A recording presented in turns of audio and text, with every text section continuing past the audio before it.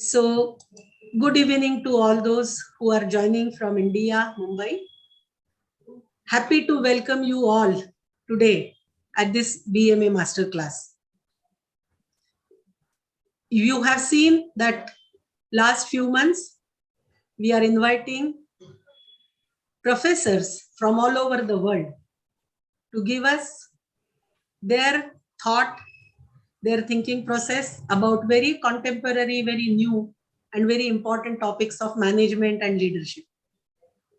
Today we have with us Professor Monisha Das. She has agreed to take this masterclass for all of us today. Madam, thank you very much for accepting invitation for this BMA masterclass.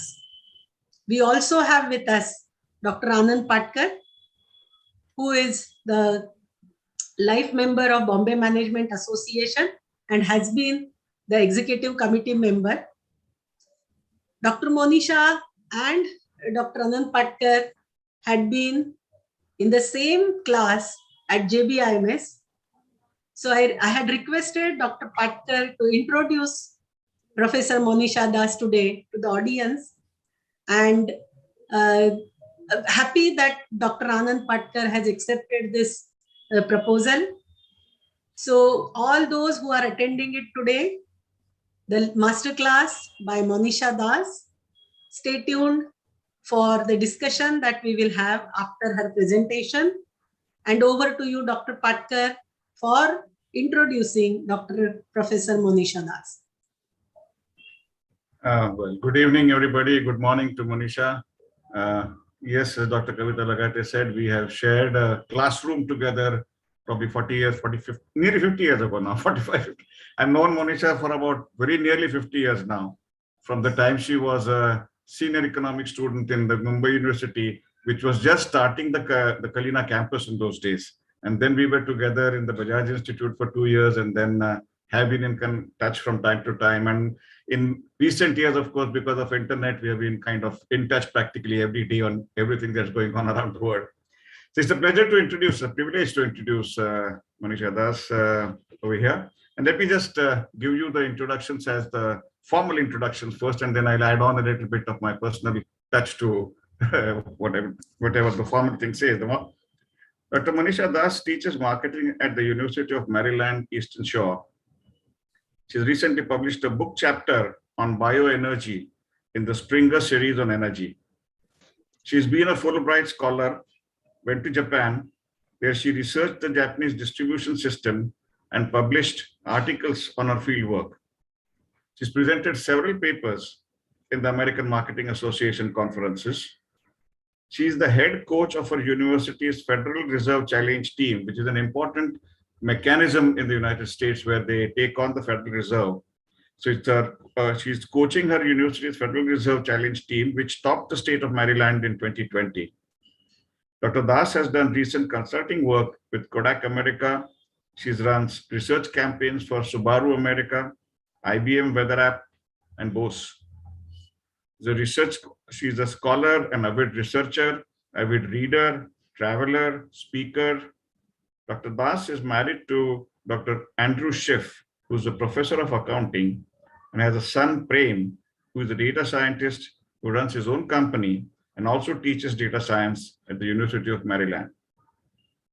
She is very proud of her heritage. She is the grandniece of Deshbandhu Chittaranjan Das and very proud of her roots in India. And as Dr. Laghate already said, she has been an alumnus of the Jamnalal Bajaj Institute along with me in the 76 batch. And that's the formal part. And there are a few things about her that I would like to share because I've known her for such a long time.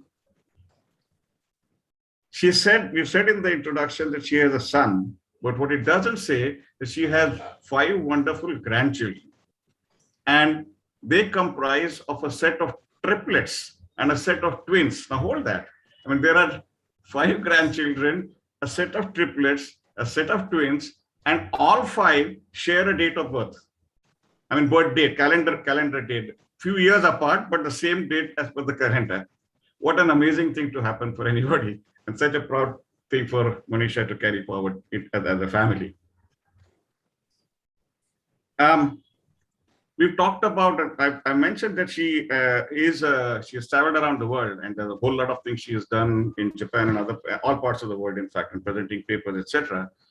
But not just the educational part of it. She has been an avid uh, uh, researcher of the country's cuisines wherever she goes. And I know for a fact that she prepares many cuisines dishes at home, and her family is quite lucky to have her partake of that.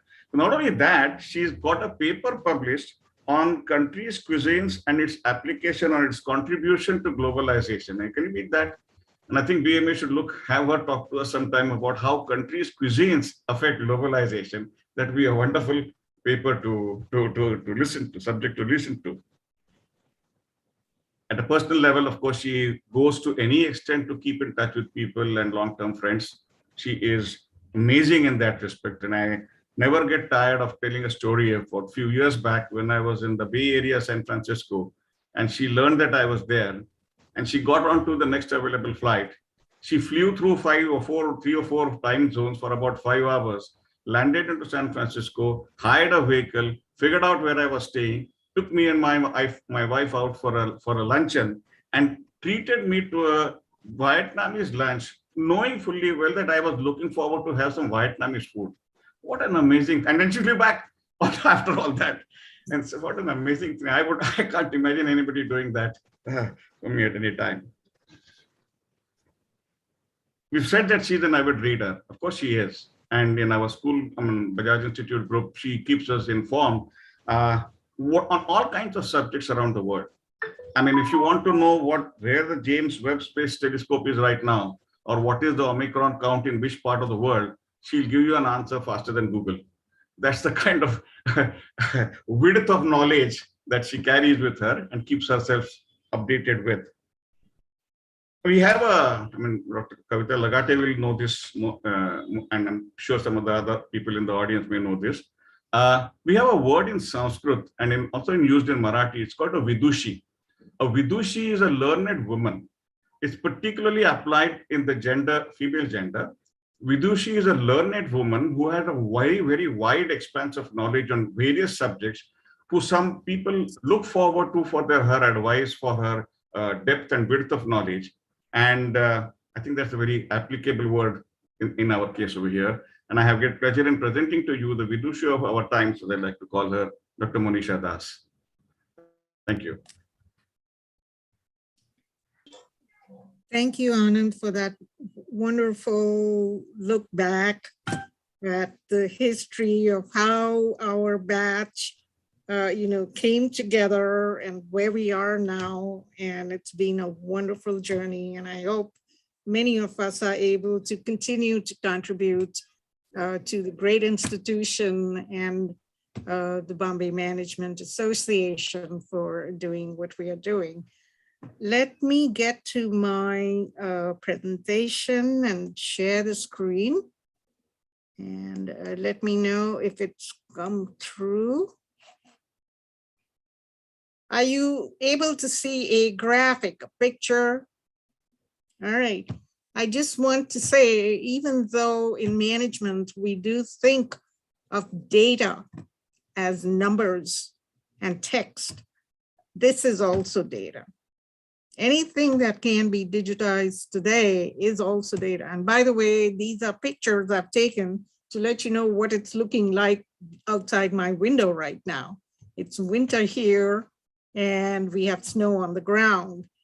And that is informing us of certain types of decisions we have to make as individuals as we drive to work and come back home.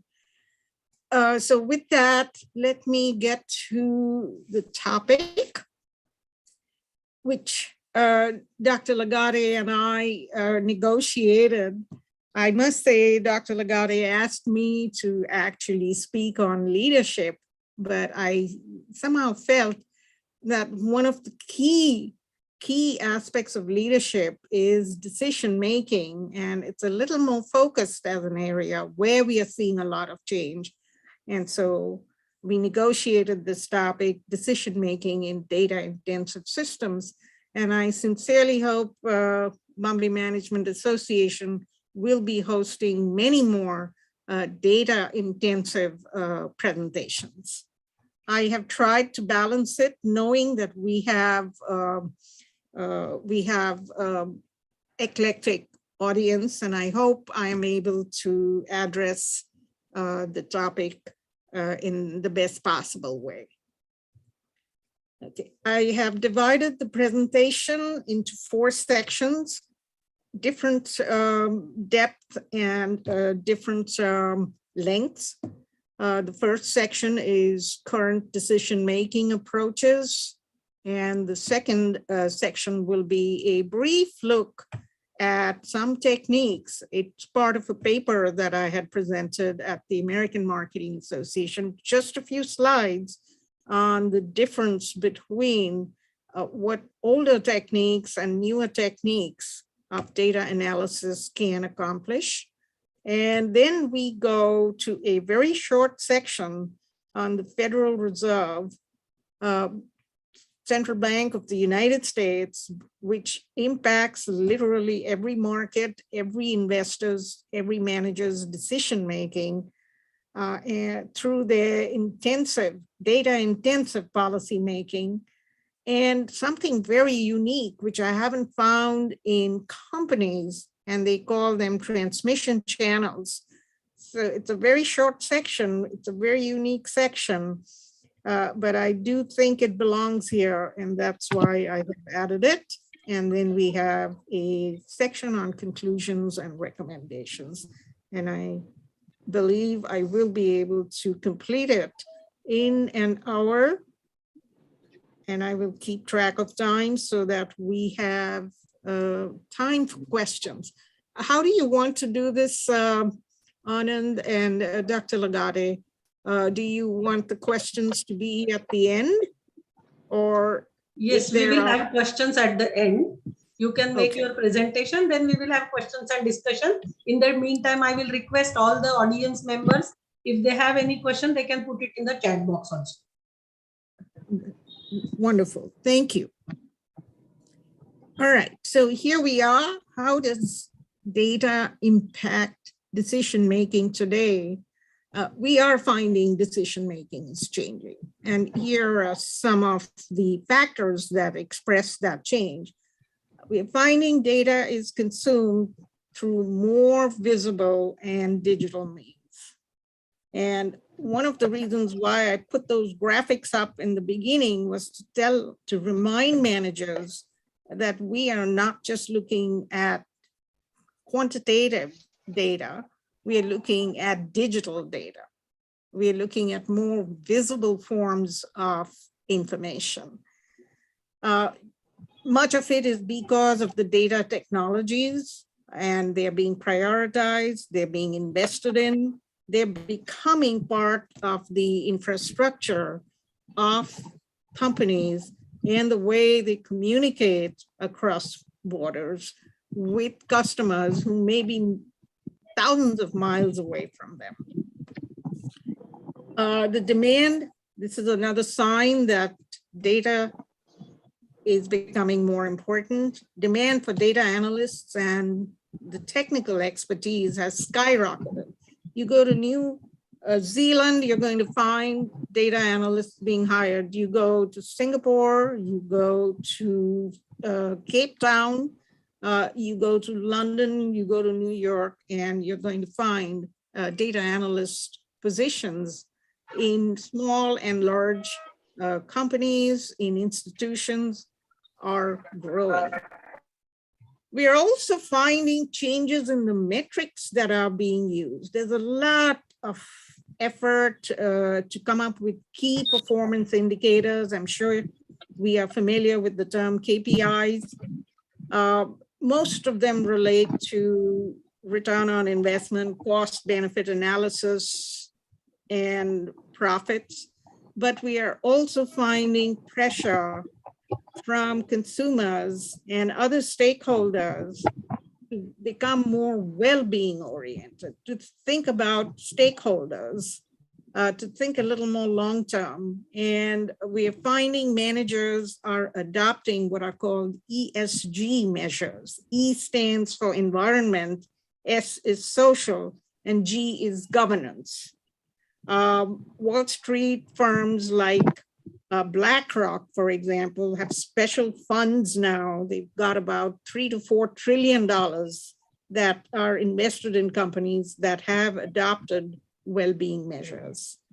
And of course, we are familiar with pandemics now. We are facing pandemic size problems and making pandemic size decisions. And there's no other way to do that except using data, which is very, very current. And I do not need to remind anybody, but almost all of us have become familiar with looking at charts and waves and percentages and averages and what is happening to hospitals and ICUs. We have almost all of us started looking at data. We're also finding conflict between change agents who are much more data oriented, much more into the new evidence-based management, and status quo agents. And this is not just in companies, we're finding them in countries, in the political sphere, in the social sphere, we're finding them also in the management sphere. And so data is one of the ingredients that is being used to improve decision-making and bring in change. And at the same time, we have those who are fighting that change. It's not abnormal, it's been there since the beginning of history. So let us go to someone who we all admire, who we all are familiar with, so that we can have some consensus on what we can do with data and decision-making. Now, Elon Musk doesn't think of himself as a manager in the conventional way. He really thinks of himself as an engineer manager, an engineer decision maker.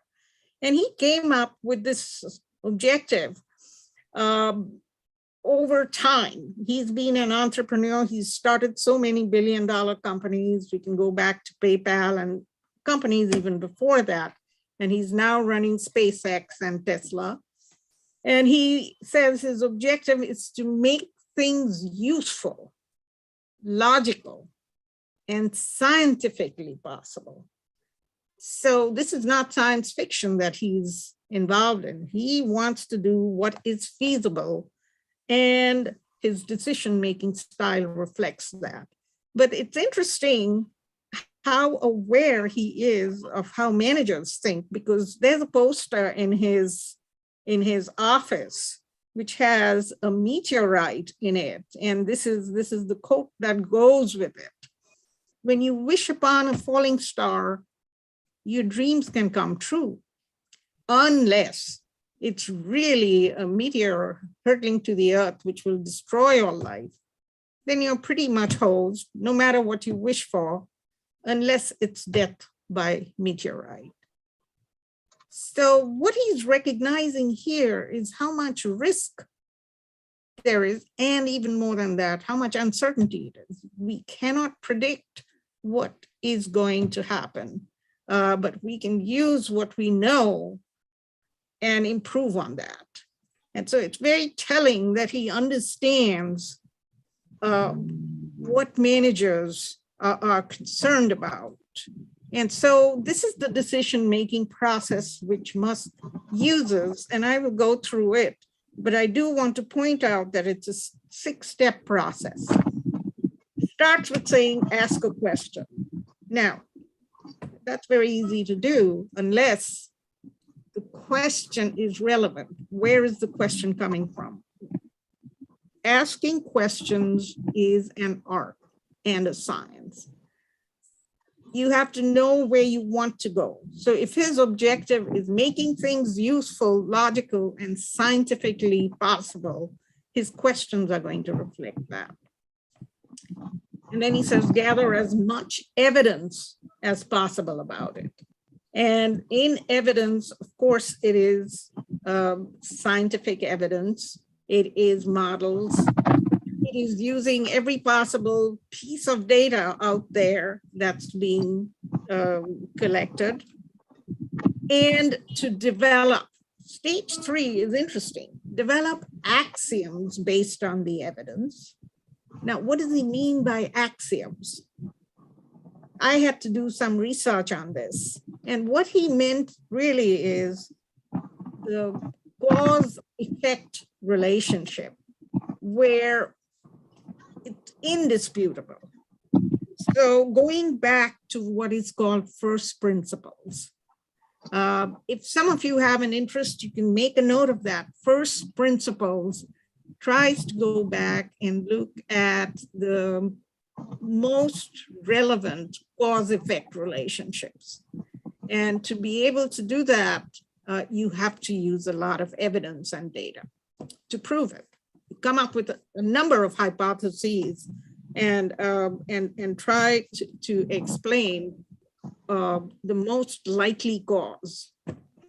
And then you try to assign a probability of truth to each one. Just to give you an example, which we are all familiar with, it's not something Elon thinks about, but if we were trying to find out where did this virus originate, we can come up with a number of hypotheses. But the one that will stand up and stand the test of time will be the one which has the best evidence that has been collected on it. And it may not be 100%, but there will be some probability that can be assigned to it, Bayesian probability. Based on that, you draw a conclusion based on cogency in order to determine. Cogency means clarity. So you come up with a conclusion which is based on the clarity. Are these axioms correct? Are they relevant? Do they necessarily lead to the conclusion, the effect, and what is the probability? So it's laid out clearly. Now, if this isn't data science decision-making, I don't know what to call it. Then you attempt to disprove the conclusion. And here's another interesting thing about this management style. You attempt to disprove the conclusion, and how? You don't just stand there and say, no, I disagree. You seek refutation from others. So this is a very participatory decision-making style where you are not the boss. The boss is the data, literally. And let's refute from others to further help break the conclusion. If you can find reasons to reject, you will reject. If you do not, if no one can invalidate the conclusion, then you're probably right, but you're not certainly right. There's a probability, even at this point, that you may be wrong. So this is a decision-making process that Musk is using. And obviously, it's not the process that every company can adopt, but it certainly makes data more a part of decision-making than I have seen in any other models. And he's also saying that we may not reach a perfect conclusion. So if it's not perfection, then what are we aiming at? What is the objective of our decision-making? So if not perfection, then what? Some familiar terms that we come up with in our management classes is maximize, optimize, satisfies. So if we can get ideal results, what results are more likely? And all of these are influenced by risk, which could be micro or macro. Our models have to take that into consideration. And with more and more data, risk is more calculable, not so unmanageable. We're able to calculate with more data over time. We also have uncertainty, things we don't know, black swan events. Going back to COVID. COVID is really not a black swan event because we have had scientists in the past predicting we will have pandemics. It's not the first one. It's maybe the first one in our lifetimes for the very, very young, but it's not really a black swan event. And so it's not classified as such, even though in the press you may get that sense. Then we have a major model, which is democracy. And I'm bringing it in because there are many companies which are trying to run in a very, very democratic way. The whole concept is pooling individual choices, decisions. All right, individuals making decisions and hoping for a fair outcome. And this is the largest model that you can think of, where there are individuals making decisions and then pooling their choices and voting. So the voting model is another decision-making model in which, based on the data and the information the actors have, they will be making decisions. And there's another very interesting point of view which comes out of the decision-making literature. Mike Jensen wrote about it. He's a professor at Harvard, probably emeritus at this point. Decision rights. Anand, this was the year we graduated. So we didn't have it in our classes at that time. But what are decision rights? The right to make decisions, the authority to make decisions. And that tells us something about the nature of decision making. And that is that there are boundaries. And these boundaries are more and more likely to be based not on power, but on merit, on expertise. So if you have the knowledge, if you have the data, if you have the expertise, then you get to make the decisions.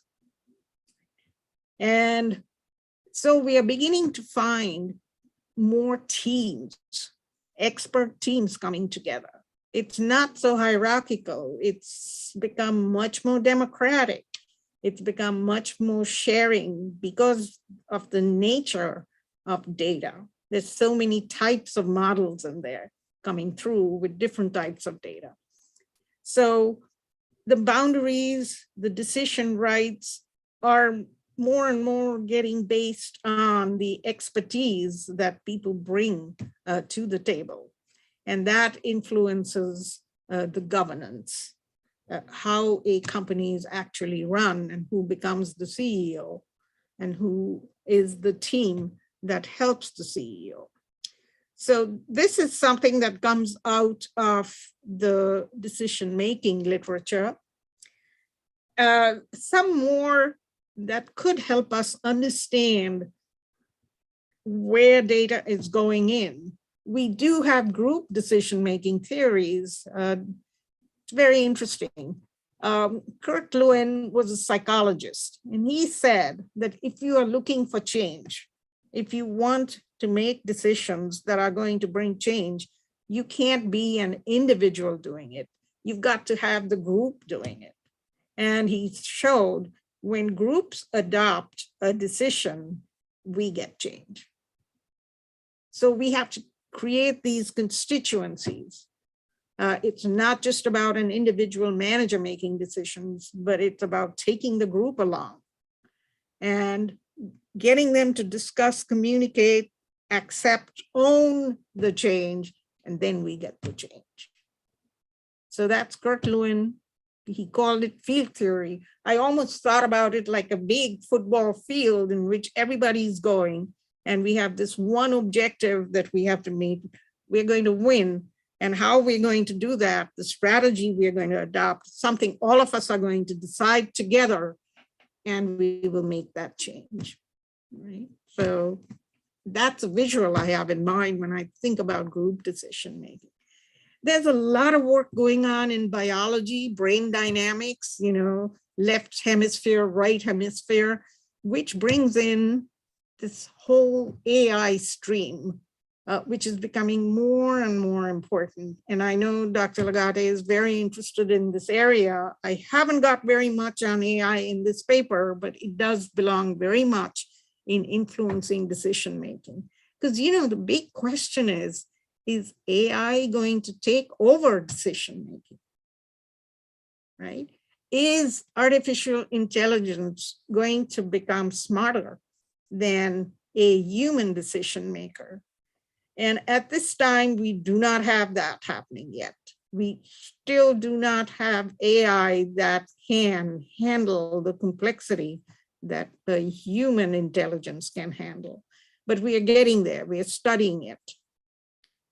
And data scientists have to be aware of it. I have many examples that will come up later where I will refer to AI and machine learning. We are also seeing customized executive information systems based on the expertise different executives have. So we're not thinking of one uniform management information system anymore. We're thinking more of decision-oriented systems. And in some cases, many decisions have been automated. And so we will be looking at that. We also have behavioral dynamics, a huge stream coming in from the psychology literature with a whole bunch of Nobel laureates in there, Kahneman, Tversky, Bazelman, who talked about prospect theory and how managers manage risk and decision errors. What kinds of errors do we make in decision making? And these are very, very interesting behavioral dynamics that we see. And the jury is still out on it. Some say that we are, as humans, born with decision errors. And some say we, based on our training, become error prone, or we learn how to handle these. And so we have that nature-nurture dynamic going on in here. And there are many training programs which help us to handle and become more aware of decision errors. Then we have customer decision-making. You and I now have intelligent refrigerators, which Internet of Things is making possible.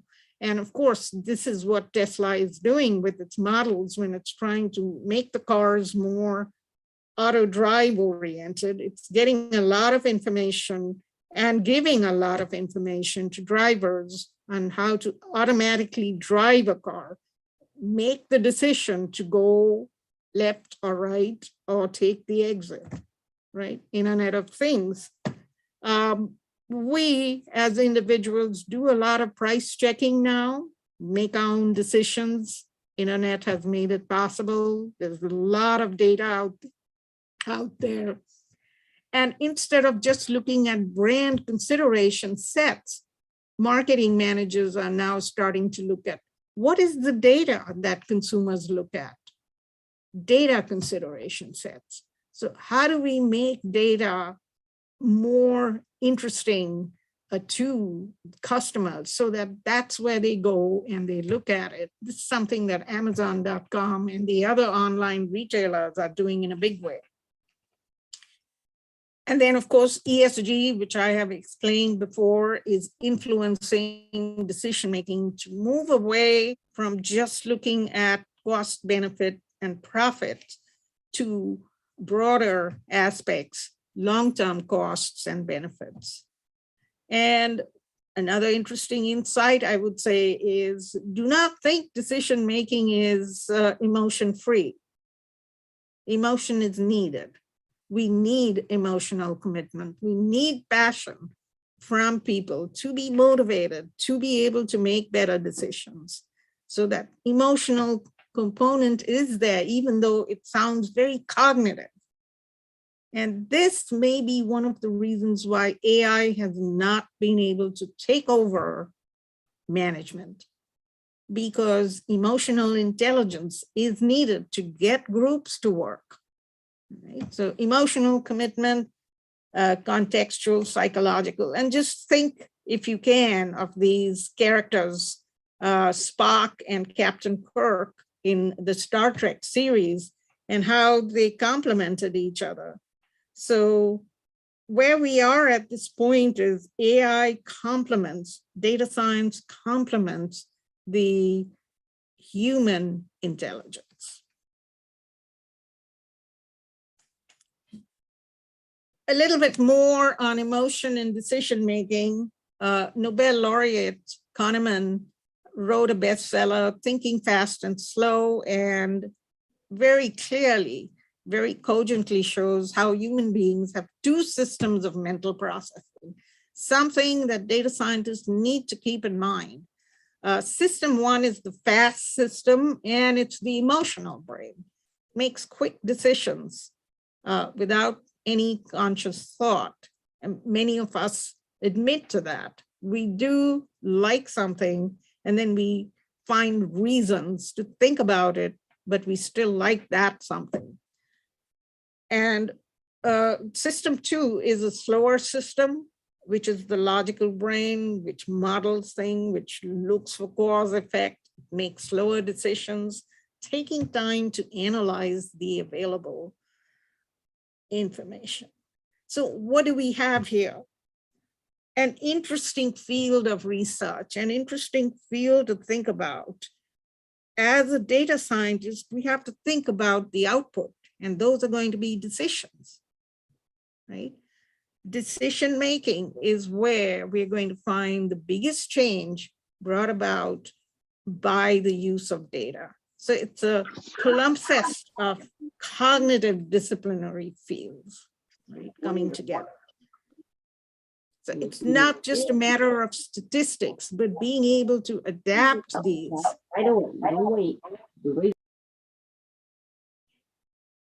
Unmute. Ask to mute. Okay. All right.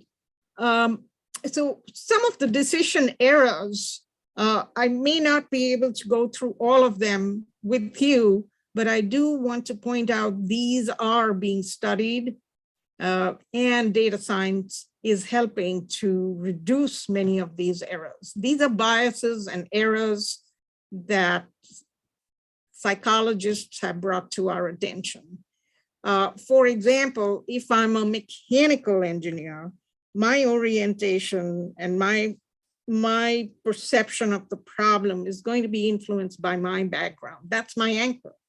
On the other hand, if there's a MBA who's studied finance, that is the anchoring that's going to come to the table. That's where I'm coming from.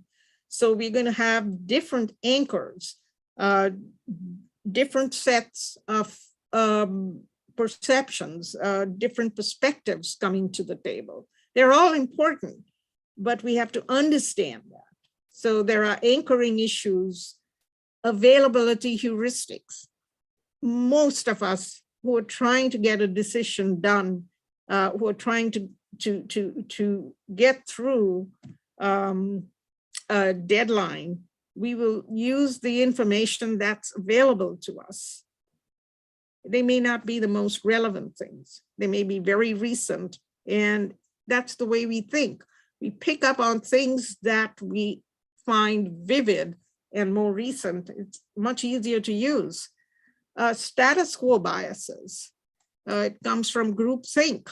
No, we don't want to change. We don't know what we need to do. There's a lot that Sharu Rangnecker has said about status quo biases.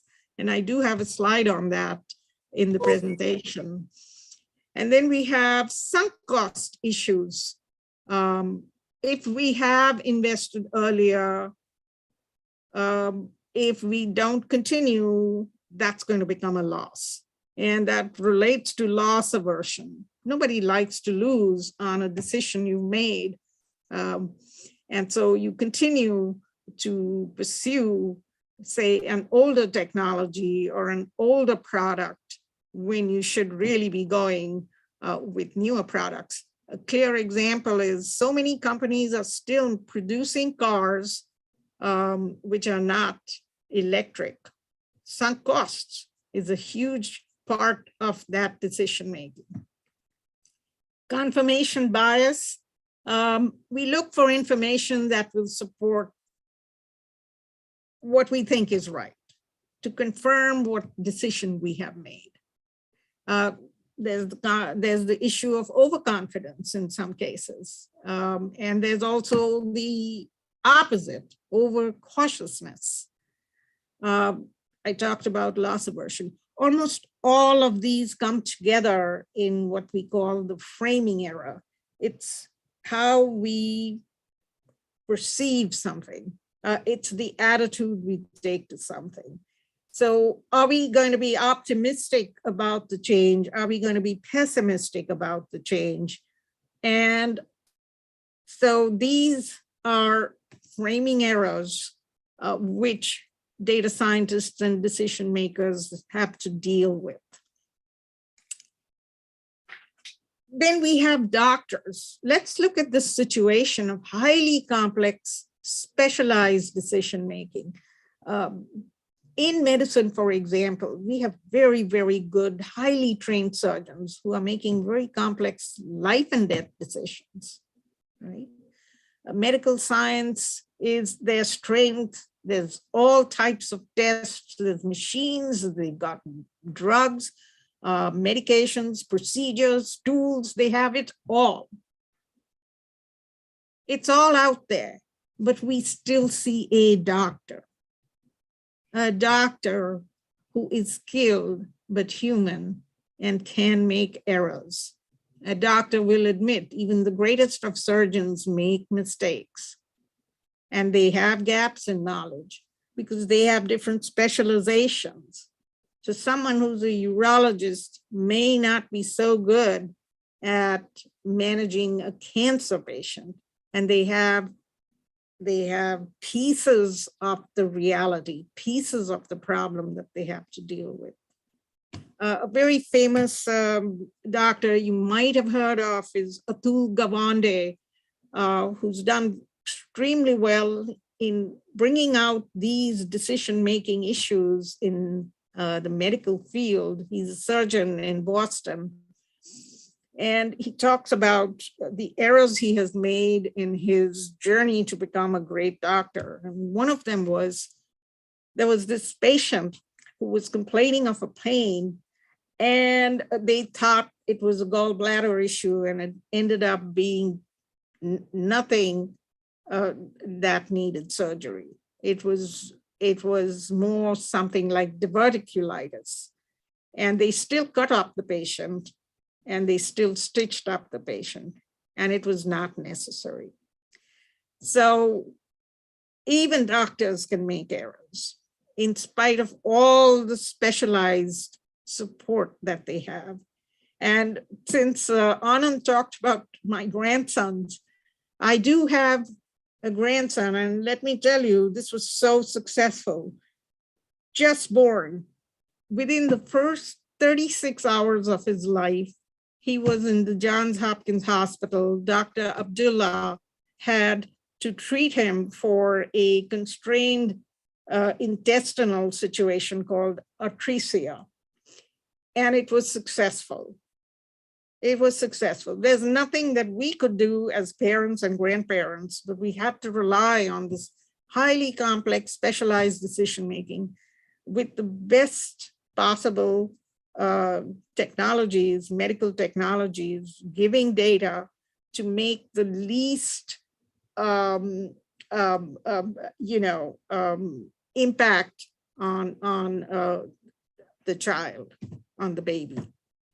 So what happened is data became part of that team. Data may not be the deciding factor, but data is part of the team. And my understanding at this time is we will always need a human decision maker, but we will also have data as part of the team.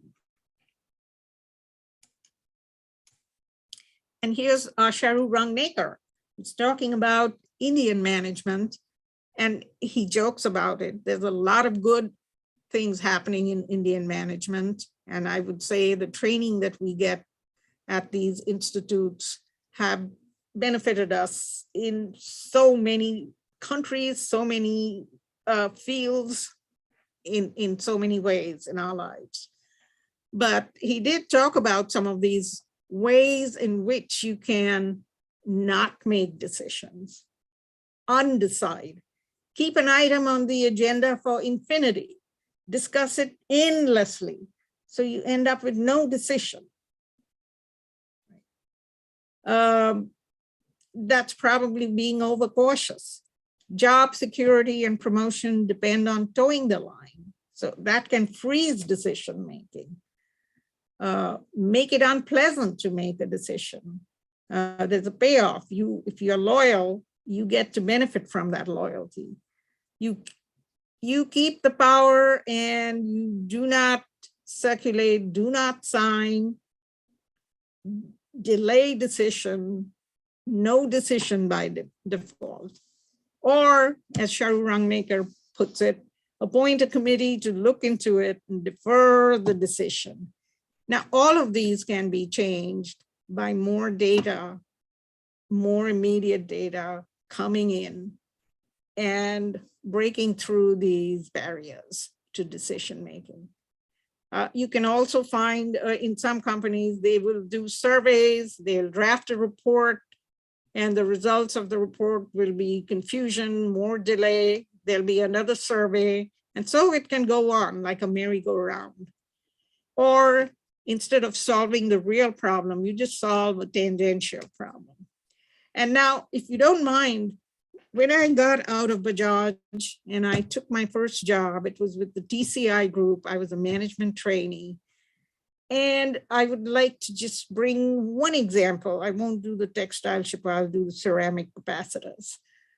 Philips was one of our customers, and we were in the cargo export-import business. And I remember they had these tiny diodes and capacitors and transistors, which had to be exported to Singapore, where they would be assembled into radios, TVs, and so on.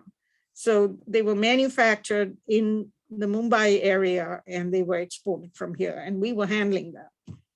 And TCI Group has this cargo company, and I'm in there. And Bale, as far as I remember, Bale used to handle this. And when I became the management trainee, he was reporting to me. And he said, we're not being able to get it through customs.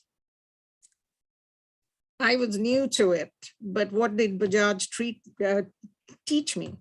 If there's a problem, handle it, study it, research it, solve it. So I say, all right, Bale, what can we do?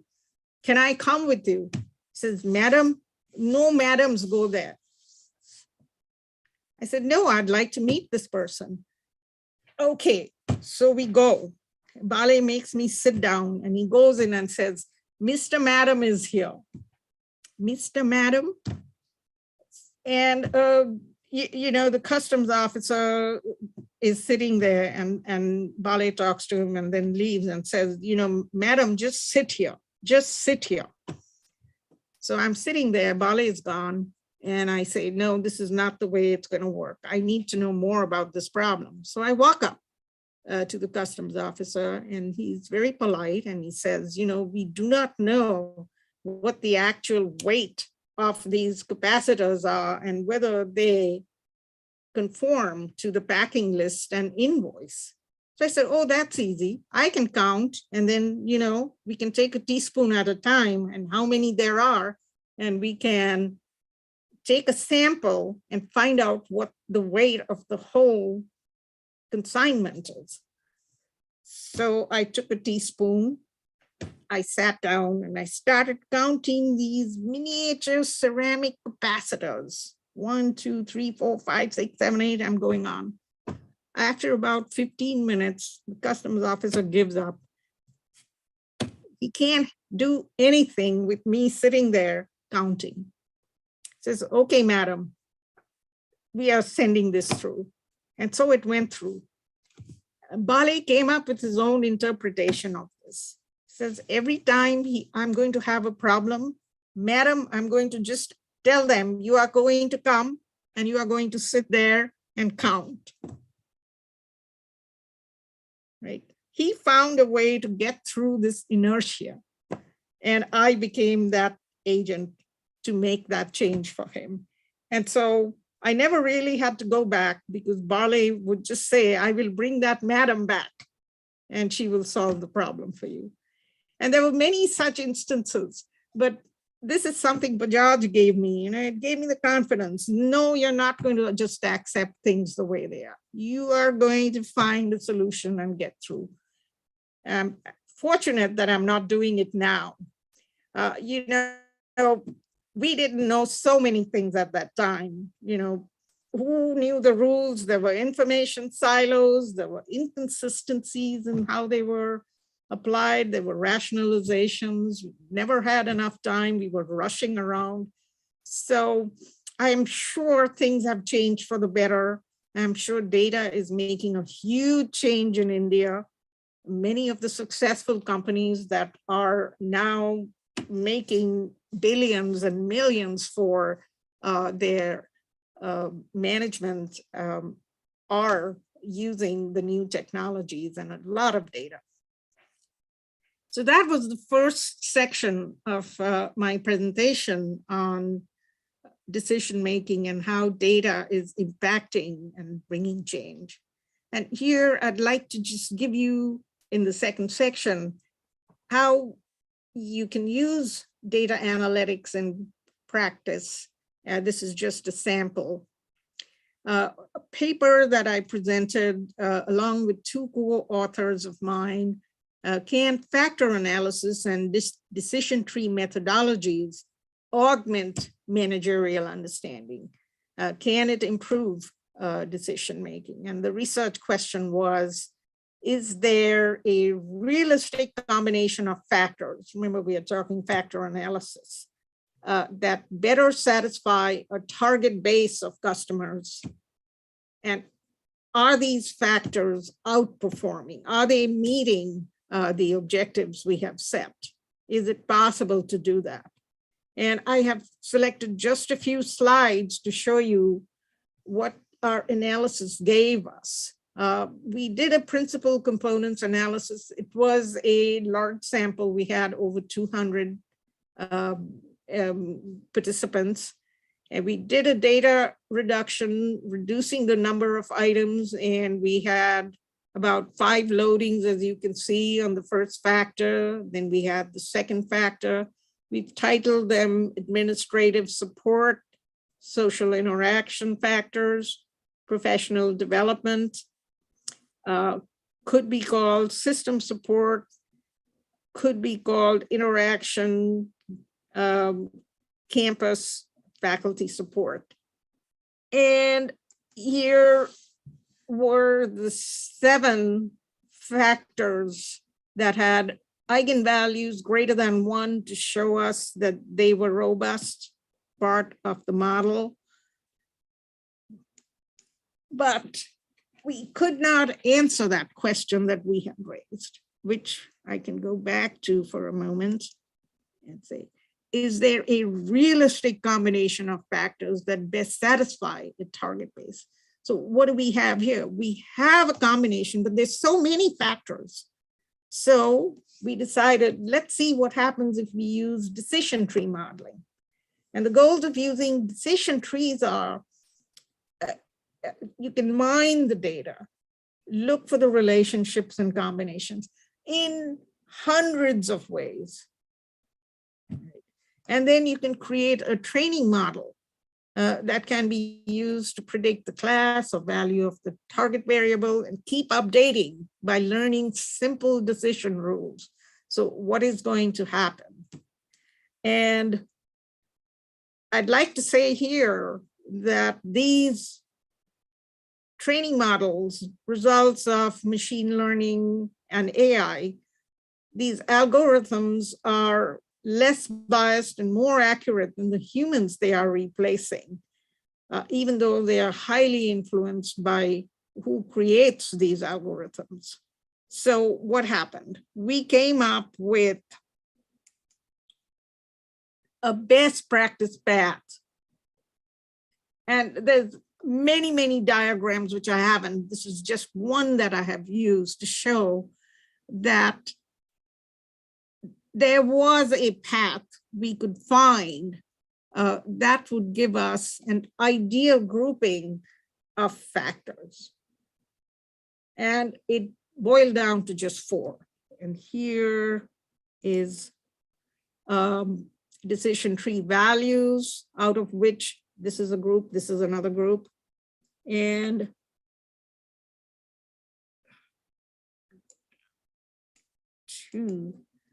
this was the model that came out. The variables that were of highest interest and the outcomes that we were looking for. We were looking for, think you're hiring employees and they have certain expectations of personal responsibility, certain expectations of personal independence, certain expectations of, say, job performance. And let's say that the scale is highest at 5 on a 1 to 5 scale.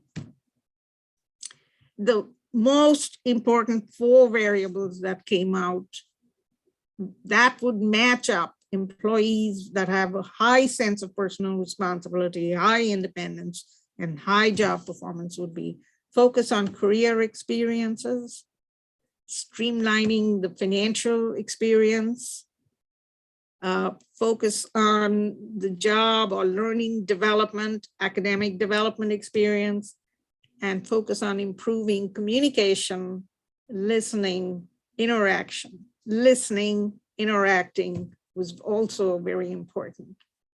So we found, if you go back and look at this, these are the 4 factors that gave us the path out of the hole after running any number of combinations. So we found that decision tree analysis could give us a result. And the research conclusions on the realistic outcome was the most important factors in order for this particular sample: career preparedness, financial access, academic experiences, communication experiences. So AI with decision tree analysis can allow us to data mine and find a potential optimal path. And these will be without decision maker biases.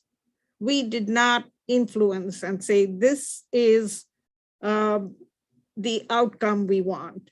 We said, if these are the outcomes, what are the most important factors? And if we change the outcomes, we would probably find a different path would be the result.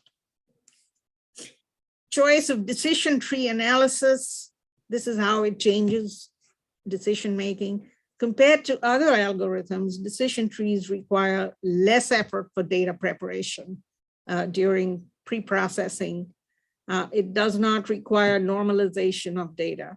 It does not require scaling of data.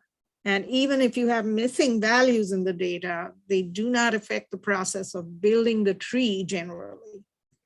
And it can be very intuitive and easy to explain to technical teams as well as other stakeholders. So decision tree analysis has become a popular support data science approach for decision making. But we have to be cautious about cautionary use of data science. Data science is not a panacea. And here are some very recent examples which we will all be able to relate to. Do we remember the Ever Given that got stuck in the Suez Canal, March 2021, just last year? You remember that big ship that got stuck? Well, the model that was tracking it did not take this kind of black swan event into consideration. So that machine learning model would now have to deal with something like this, and it just didn't know how to deal with it. It threw the machine learning model into chaos. So it's very difficult to predict these very uncertain events and then make the model learn. And it would skew the results after that. There's another company in the United States in the real estate business. It's called Zillow Offers. They were advised by the algorithm to buy 7,000 homes and sell them at a profit later. They had to shut down in 2021 because the algorithmic error rate was high. In the United Kingdom, UK healthcare lost 16,000 COVID cases data due to automated spreadsheet errors. US healthcare insurance algorithms exhibited biases against class, ethnicities. Microsoft Tay, it was an app, it was retired because it learned racist and misogynistic swear words from its tweeting teachers. So they had put it out on Twitter to learn, and they learned the wrong things. The machine learning model had to be retired. Amazon AI-based hiring tool. This is something very common. Many companies have started using AI to hire. It started recommending only men. Why? Because it was trained mostly on men's resumes. And another company, Target, revealed consumers' identity based on a pregnancy prediction score. So they have these patterns of what a pregnant consumer would order, and they happen to reveal the condition to the parents of this person, which was a violation of privacy. So data science models, AI models, machine learning models are as good as the trainers who are training them. And so we need more diversity in the training so that it reflects more realistic results. And so these are some things we are learning about how we can make these models help us make better decisions and also be more ethical about them. And there is an organization, by the way, called the Fairness, Accountability, and Transparency in Machine Learning. And they run annual conferences on what they're doing with the algorithms to make it. And they've run a number of conferences to try and make machine learning models more accurate and more ethical. Okay, and the next section I come to, and this is an example of really, really big data, Federal Reserve Bank decision-making. Like most central banks, they are mandate-driven. The one in the United States has two mandates, not one. It's not just managing inflation, price stability, it's also maximizing employment. And sometimes these are objectives that can be contradictory, but they have to be achieved. That's the mandate. What they do is they use evidence-based decision-making. They mainly use time series analysis on something like 15,000 data series.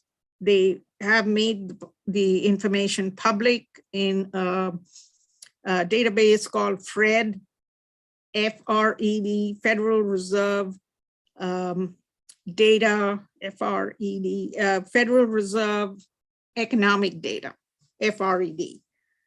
And the Federal Open Market Committee makes the decisions on monetary policy and executes them, keeping stable prices and high employment, which is their mandate, available.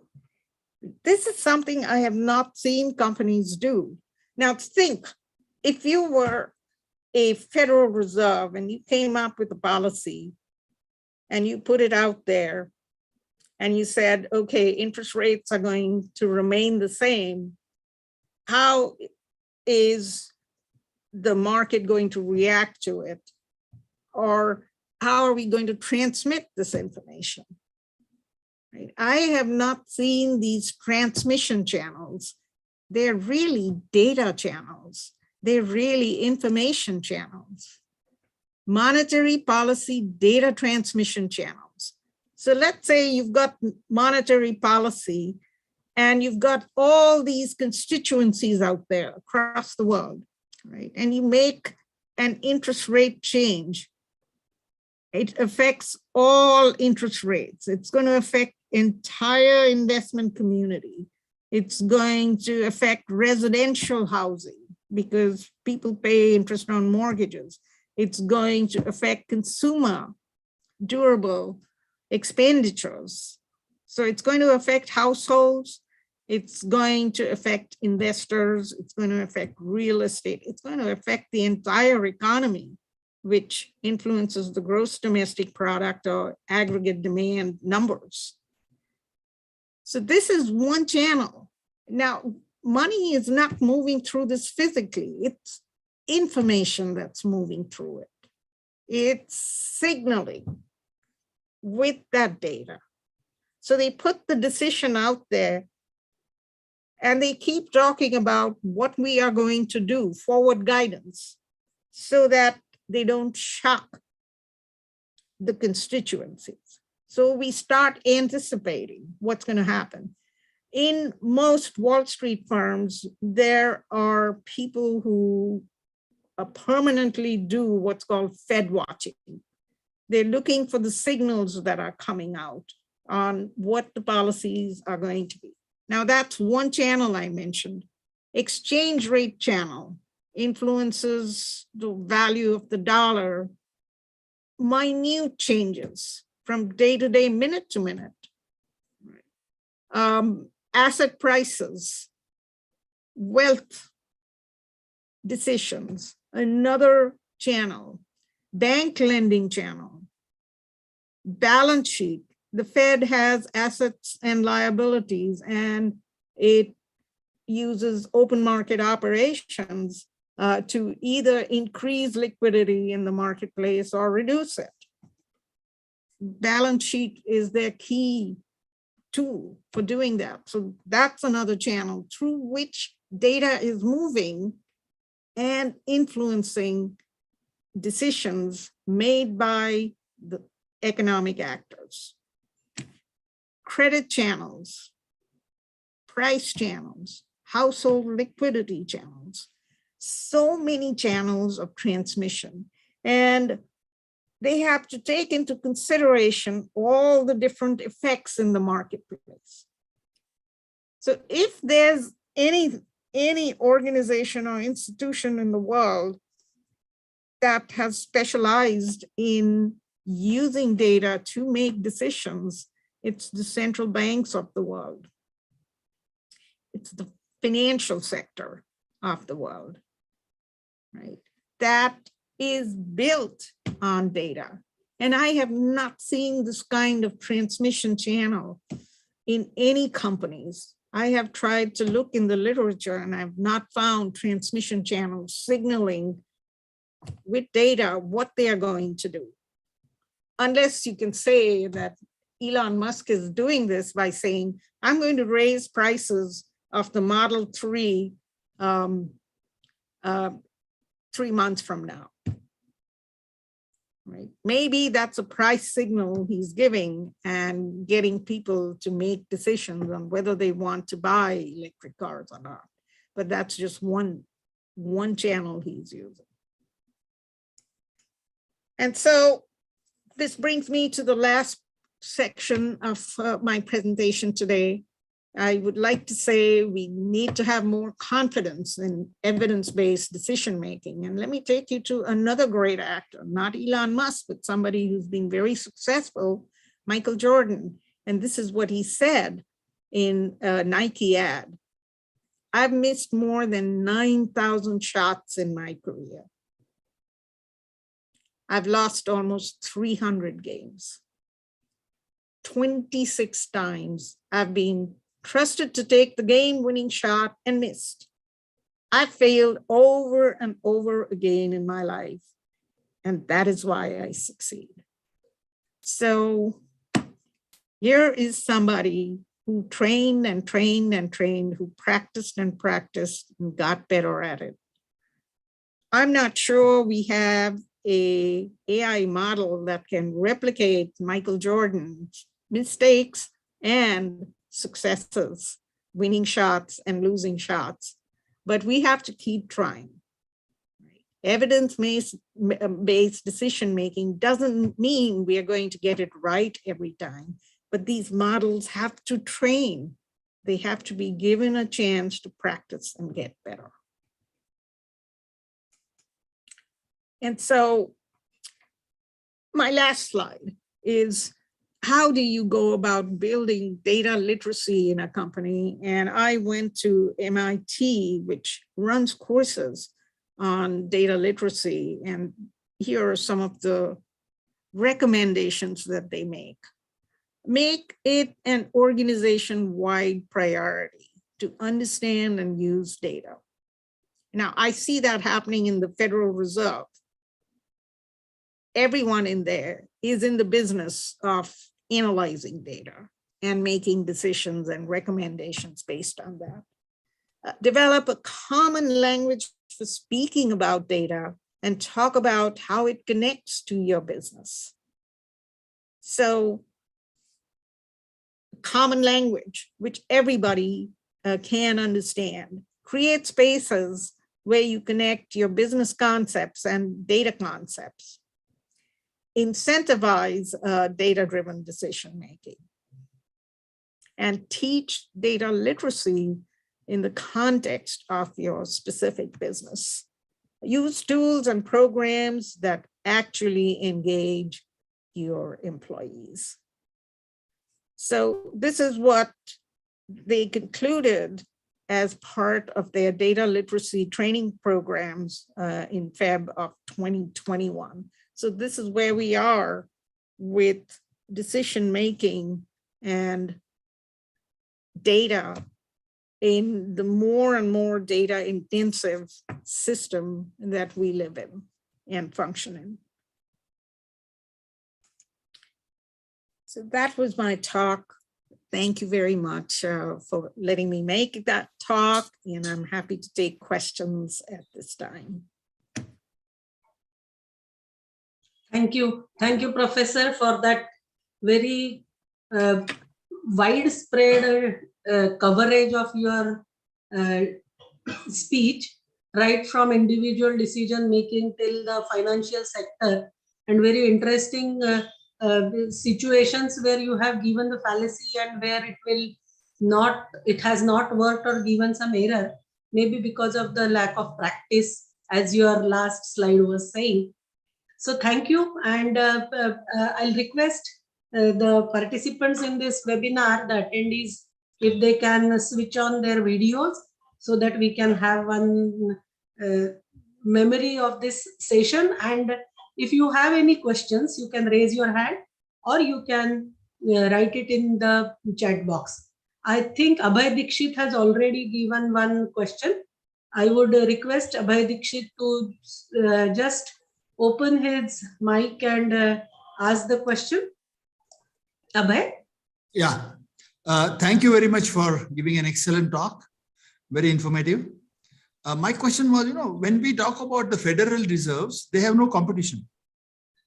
Whereas the companies which are run have a lot of competition.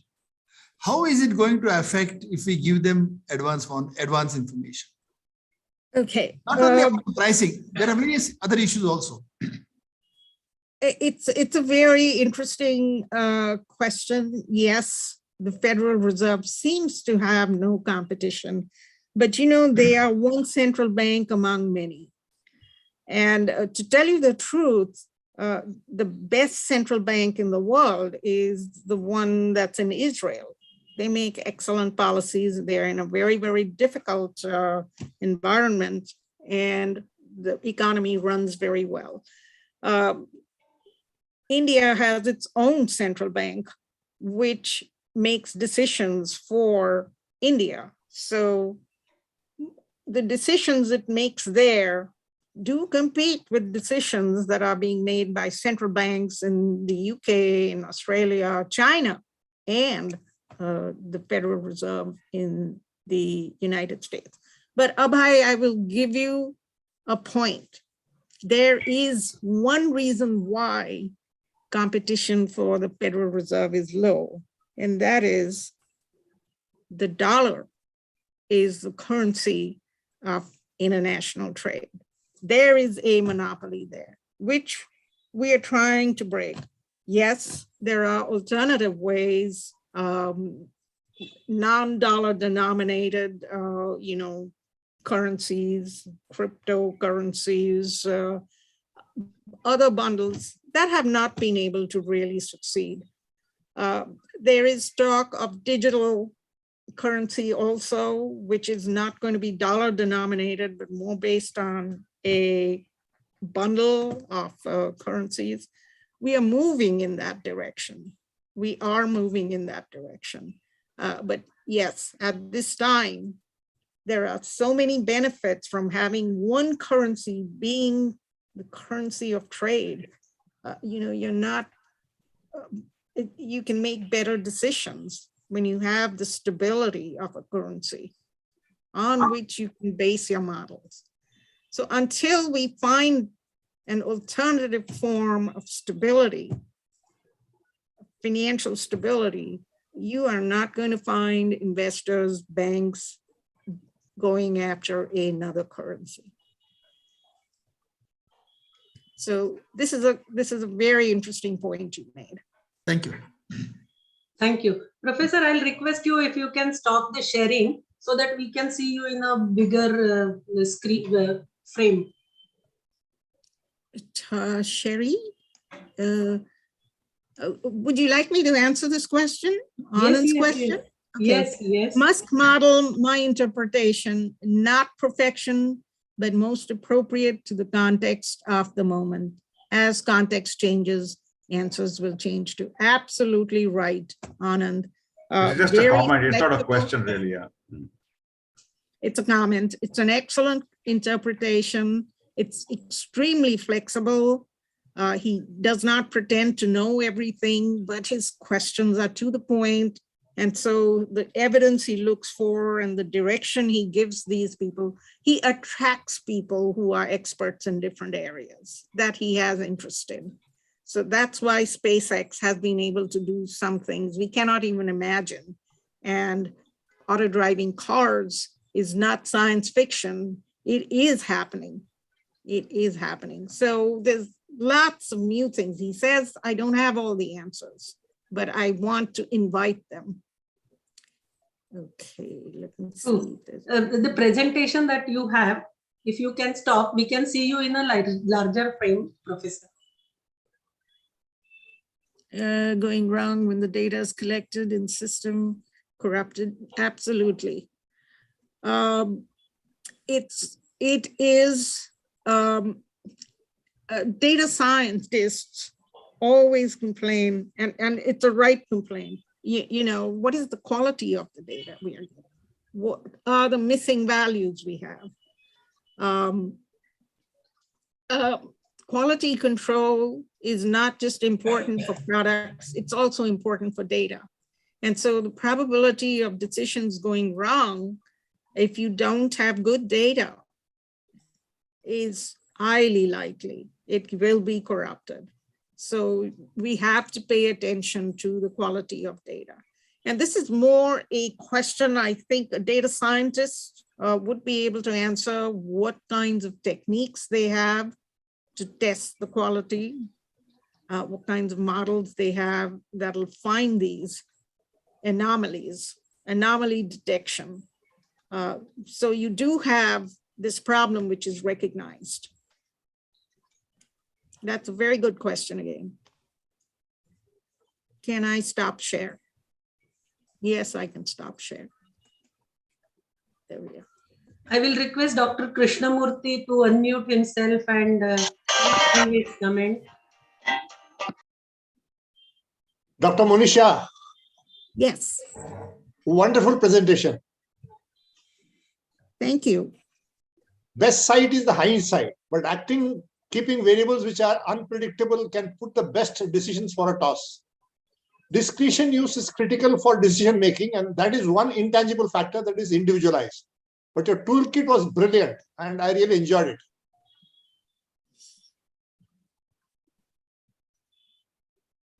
Keeping variables which are unpredictable can put the best decisions for us. That is true.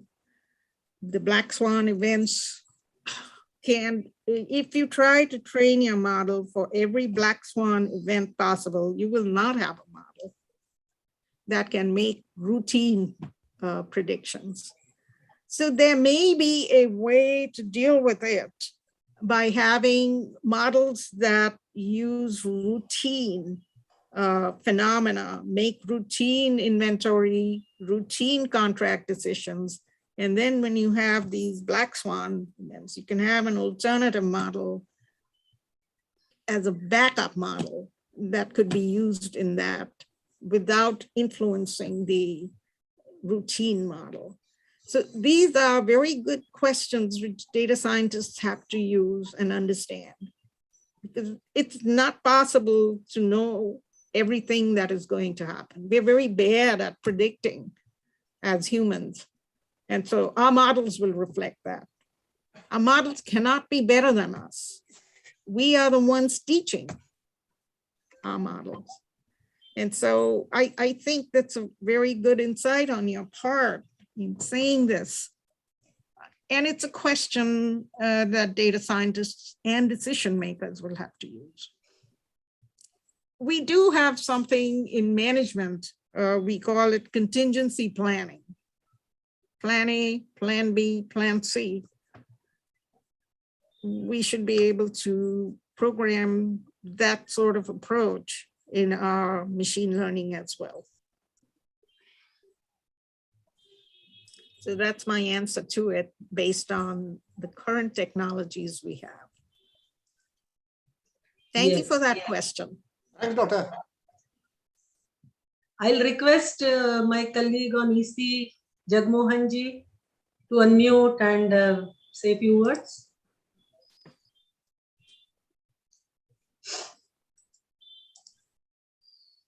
Yes, ma'am. Thank you very much. Great session. In fact, this is something which is very, very in thing on data sciences. My question is very simple question that, everybody says that we have to upgrade and upskill ourselves with respect to data sciences. And there are, various forums where we can, get ourselves. But are there some specific, courses which you recommend, particularly from the corporate point of view, said that because, we want to bring a thought process of a ecosystem of data sciences. You can't you can't have one or two data scientists only. Of course, specialists can be there, but if everybody thinks from data science, then you can create an ecosystem of it. What is your approach of this? Well, based on my understanding, every field has its own unique data. So a biologist is going to have his own data, an astronomer is going to have his own, a financial analyst is going to be looking at their own. So even within data science, looking at data that is unique to the field is important. An economist has to look at economic data and train in that. And so if someone's looking for a career with data science skills, well, you'll have to know the techniques, but you'll also have to know the data. And you will have to specialize in the data that is relevant to the field you're going into. So if it's mining you're going into, you might have to learn chemical information and so on. So I hope that sort of answers your question. I have an extension of that question primarily. My question is that, very basic question, like everybody is adept at Excel, MS Excel. Everybody knows about MS Excel. So the time is come that everybody should know ABCD about data science also. Of course, the XYZ of can be for data scientist specialist only, but everybody in the organization should know about it, data science. That is what my comment is. Yes, yes. And you know something, I would agree with you. I'm a manager, I'm a teacher, I'm not a data scientist, but I do want data scientists to be able to explain to me. So they need better data visualization tools, for example. And there's a lot of that, Jupyter notebooks and so on, Python. You can Pythonize an organization by putting out data all the time, which even non-data scientists can manipulate and come back with better questions. So it's a matter of educating each other. Yeah, it's absolutely. Not that one is ahead or not. We have to communicate. Absolutely. We have to create that constituency. That should be the approach. That's exactly. We are using Tableau over here primarily for visualization, and maybe that is the first step towards that. Very good, very good. Thank you very much. Thank you. I will request our honorary treasurer, Dr. Kiran Yadav, to unmute himself. Hi, Monisha. Hi. Extreme clarity. When we listen to you, everything seems very straightforward and clear and so simple. But when it comes to application and use, okay, then I think I, for one, would definitely go back into a shell. But I have a completely different take and a question for you that's probably not what will be with the flow of what you're hearing today. Two things. One is Dr. Sharu Rangnekar says that one of the biggest problem of management is paralysis by analysis. And two, when living a spontaneous life, okay, hunch takes a major joy of discovering handling of uncertainties. As a data scientist, what would be your reaction to these two statements? Excellent again. And Sharu Rangnekar's insight stands forever. Analysis by paralysis is what happens. It's still the story everywhere. It's still the story when there's urgency to make better decisions. And we know it. There are other considerations that take the oxygen out of the room, like political considerations, for example. Or, we are humans. We are humans. And so we are going to make errors. We are going to say we don't have the confidence, we don't have enough data when we don't see if there's something in it for us. So the question is, what's in it for me? If I make this change, if the analysis leads to a change, what's in it for me?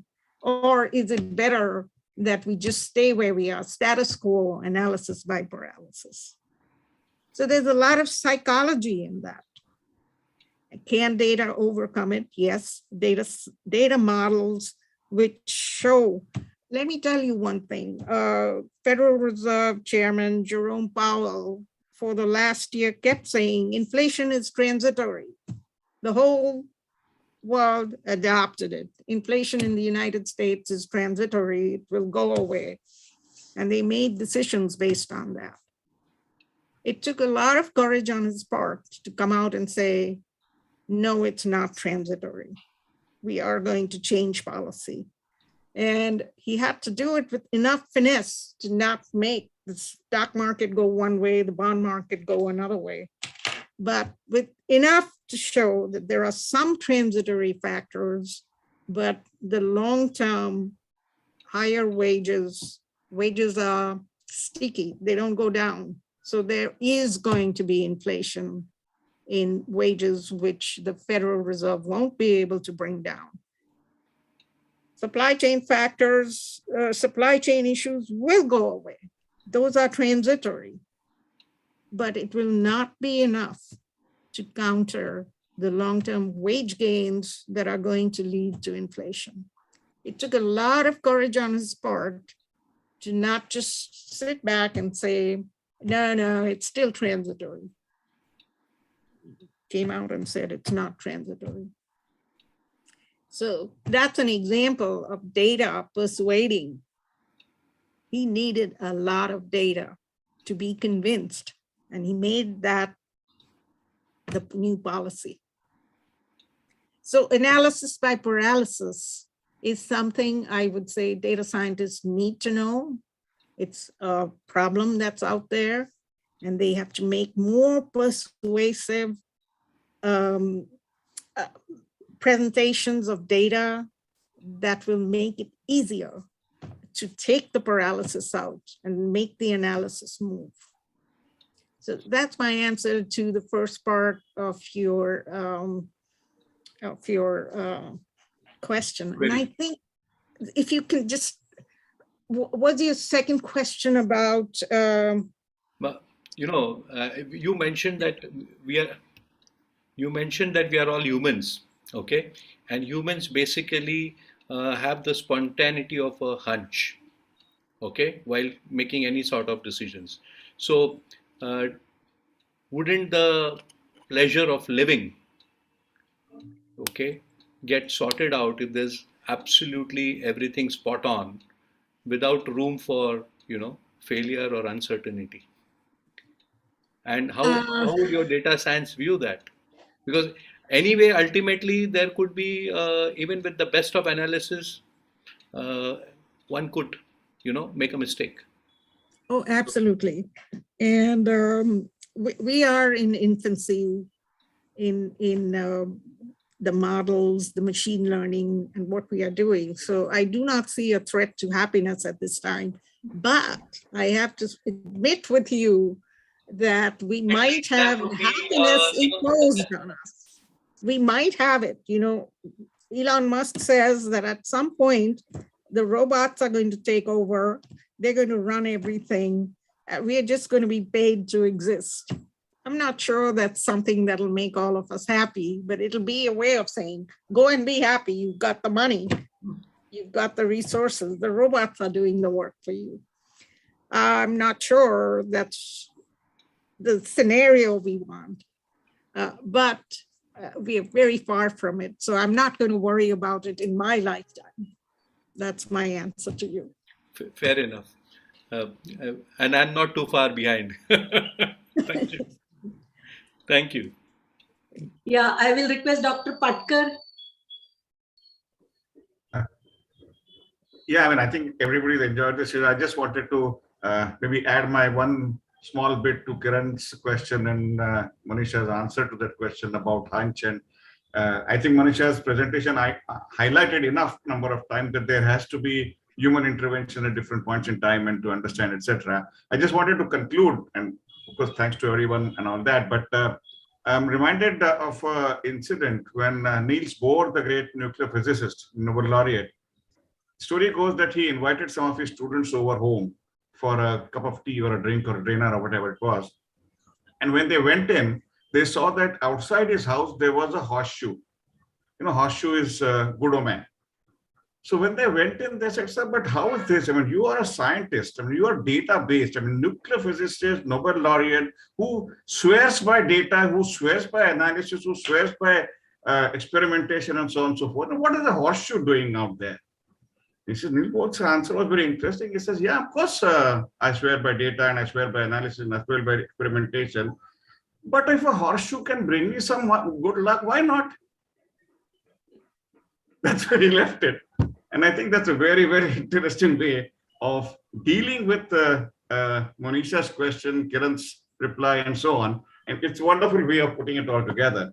So thank you, Monisha. It was a wonderful presentation. I'm so proud. There are a couple of others in our class from our class who have been there. Dr. Krishnamurthy asked a question. Kiran was a few years our junior, but all from Bajaj Institute, and it's so proud to be on the BMA platform with the Bajaj Institute sharing platform, so on and so forth.